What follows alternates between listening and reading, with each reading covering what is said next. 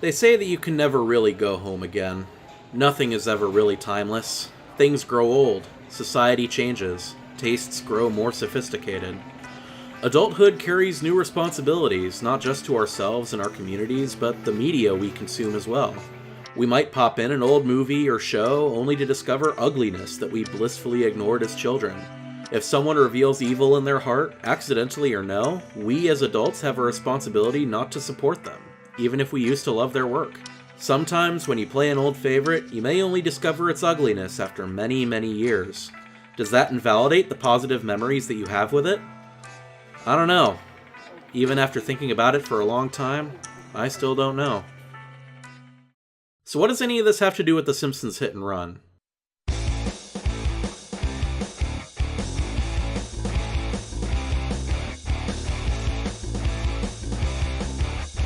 Let's talk about what The Simpsons Hit and Run was in 2003, when I was in 4th grade. For one, it was a licensed game that didn't suck. I got it because it had The Simpsons on the box. I really liked The Simpsons back then. And I kept playing it because it was a lot of fun. It was that joyous, raucous kind of stupid, demolition derby entertainment with Simpsons humor attached to it. It was a Grand Theft Auto clone without the GTA brand, and that was good enough to pass the parent filter, I guess. Or maybe because my dad enjoyed it too. Who can say? You got to drive like a madman across 3 really big, for the time, maps, wreck cars, cause mischief, look for collectible knickknacks, and play a pretty decent variety of missions ranging from races, tailing, item collecting, daring escapes, and good old-fashioned destruction. What more could a 10-year-old boy ask for? And the collectible knickknacks were the kicker. When I discovered that I could unlock a special hidden movie by collecting all the trading cards, I spent an unhealthy amount of time hunting everything down. I beat this game to completion back then. My allowance wasn't too high, so I wrung every drop of enjoyment out of this game that I could get, and I got a lot. But let's really talk about the gaming habits of 10-year-old me. And let's also contrast that with the gaming habits of 25-year-old me, because wow, a lot has changed. First of all, I'm making a hell of a lot more money now than I was as a 10-year-old. That much is obvious. Even with rent and other bills and responsibilities to worry about, I can afford way more games than I ever could back then. 10-year-old me could afford maybe a game a summer if I really focused and saved for it. Second, I had a lot more time to spend actually playing those games. I could only really afford to spend money on one game a summer, but man, I had the whole summer to play the hell out of it. Or failing that, at least 2 or 4 weeks of Christmas break, or just playing it after school. That made gigantic games with tons of stuff to do in them really worthwhile, like this game. As an adult, I have 2 jobs. I only really have 1 day off, and most of my free time is spent getting groceries or doing other errands. And even when I have time for a game, I try to focus on stuff that's new so I can at least keep up with current discussions. I mean, look at this. I created a spreadsheet so I can focus on the games I've already started or need to finish. Video gaming itself has, in a sense, become work. Combine this with the fact that I can afford way more games, and it's no wonder that I need a spreadsheet to keep focus. Long story short, I am a far different game player than I was when I was 10 years old. A game like Hit and Run carried a lot more appeal to me when I was a kid with too much free time than it does now that I'm an adult with responsibilities. And that brings us nicely to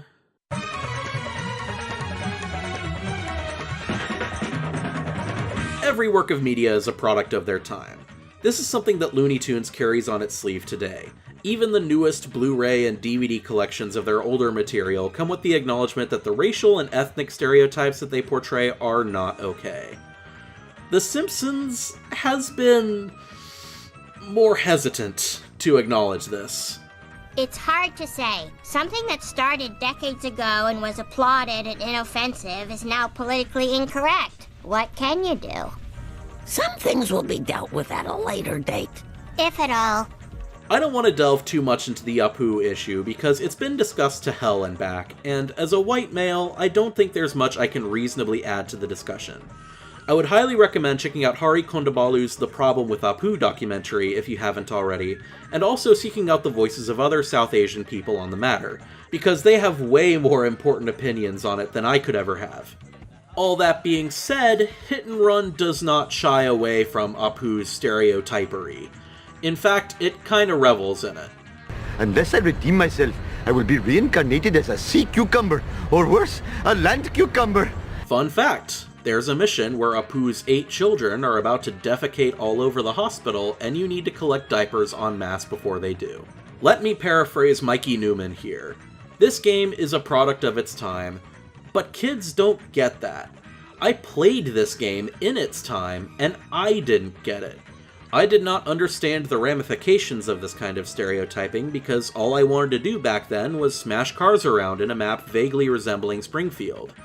But now that I'm older, that kind of thing is a lot easier to notice.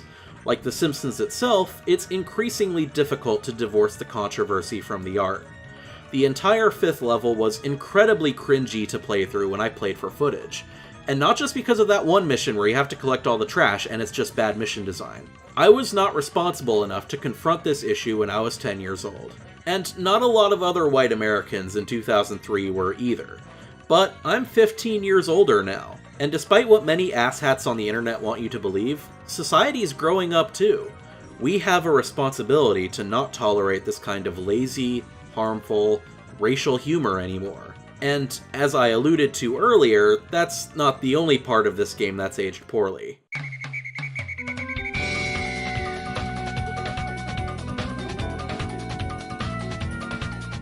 The first 3 to 4 levels of The Simpsons Hit and Run are so good. Yes, I have nice things to say about this game. If it didn't leave a good first impression, I doubt I'd be talking about this game today. Don't worry, I'll get to the troublesome parts again shortly. This game has really genuinely good level design. The game's 3 maps are small by today's standards, but the repetitive nature of missions means that before the player does too many of them, they've already got the map memorized. Like seriously, I could draw a map of these 3 levels from memory without looking it up. The first 4-ish levels are all about familiarizing the player with the maps before missions get more difficult in the second half of the game. Players are encouraged to use every shortcut and cut corner to their advantage, and there's a lot of them to remember. It's kinda like the best Mario Kart tracks, small and easy to navigate, but with shortcuts for more daring players to try out. A lot of them carry heavy risk versus reward consequences and require effort not only to remember them, but also to successfully use them, or sometimes even judge whether or not it's worth taking the risk at all. So, while level 1 is dead easy, the 2nd, 3rd, and 4th levels all offer a pretty enjoyable difficulty curve. They subtly teach the player landmarks and shortcuts around the maps that they can use later, and while they're sometimes a bit challenging, they're not obscenely so. It's that kind of backtracky, intimate, memorable level design that I love so much. What can I say? That said, the second half of the game, well, how to put it gently, it tries and it fails spectacularly. It starts to become clear that the designer's idea of difficulty is just piling more of a thing on the player and wishing them luck. And that can work, but ideally a game should test players on skills that they've been building up throughout the course of the game. And, again, the game tries? Like, many racing and tailing missions late in the game really require you to know the ins and outs of the maps, but we really need to talk about the game's AI and procedural generation. So, the game procedurally generates traffic to populate the map's roads, and they're not really as much of a problem to deal with in the first half of the game as they are in the second. The game generates more traffic with each passing level, to the point that late in the game, the traffic is almost more of an obstacle than the actual quest objectives. It also adds more pedestrians, and with more things to accidentally bump into and fill the game's wanted meter, cops become an increasing nuisance as the game progresses. And wanted meters don't have to be a bad thing. Hell, I'd argue that it's still Grand Theft Auto's greatest claim to fame. But in Hit and Run, the cops doggedly pursue you almost to the point of suicide, only to give you a slap on the wrist 50-coin fine when they catch you. Their only purpose seems to be either to impede you or to set you back when you need to coin grind for costumes or cars. When you're trying to complete missions, randomly generated pedestrians that summon the police can be a real pain. You get the sense that there's a glimmer of good game design, but it's fighting with other aspects of the game, and the result is just a mess. But much like the Apu controversy, 10-year-old me didn't really care.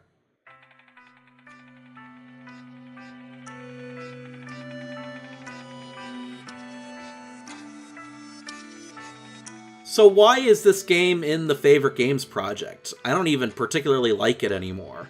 In fact, there are parts of it that I think are genuinely offensive and harmful. Well, at the end of the day, after 15 years of growing and changing as a person, the positive memories I have of this game aren't going away. I genuinely loved this game as a kid. It was a summer, probably more, of explosive, funny, and enjoyable insanity. My dad loved it too. We were able to bond over it and work through the game together. This broken, offensive game was more than the sum of its parts back in the day. And the sad part of growing up is that it will never be that again. If I ever have children, this is not going to be a game I will share with them, in all likelihood. It is not going to be a part of my relationship with my theoretical children the same way it was with me and my dad. As mentioned previously, this game was a product of its time, and kids don't get that. We owe future generations not to pass on the kind of prejudices and flaws that dominate our society. So, does that invalidate all the positive memories and hard work that I put into this game as a kid? I don't really think so. This game was the talk of the elementary school playground. It only served to strengthen the bonds between me, my friends, and my family. I'm never going to forget discovering the game's secrets from kids at school spreading rumors. Even as this game should fade from memory, the friendships this game created, well, they're not gonna. The Simpsons is like your racist grandfather. You love your grandfather. He's been there your whole life and has taught you so many valuable things.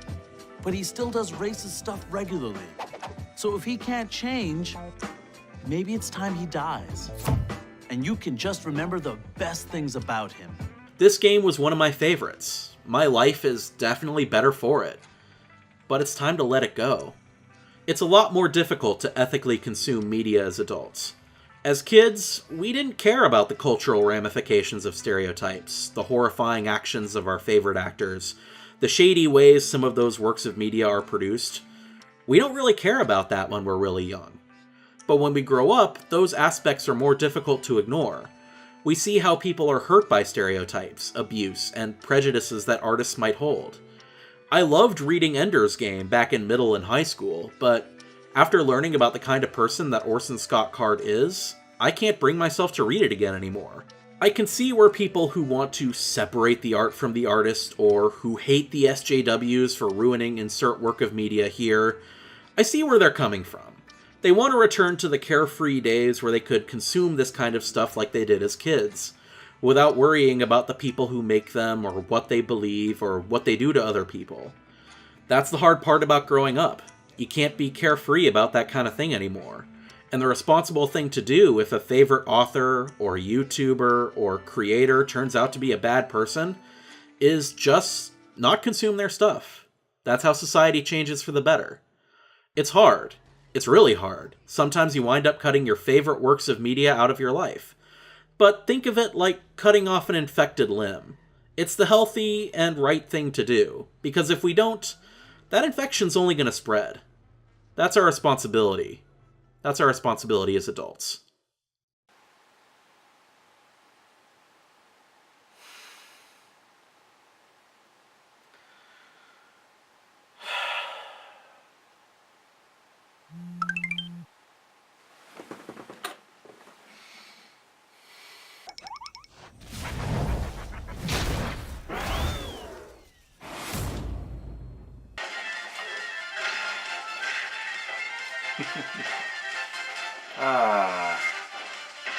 At least there's still good stuff to play.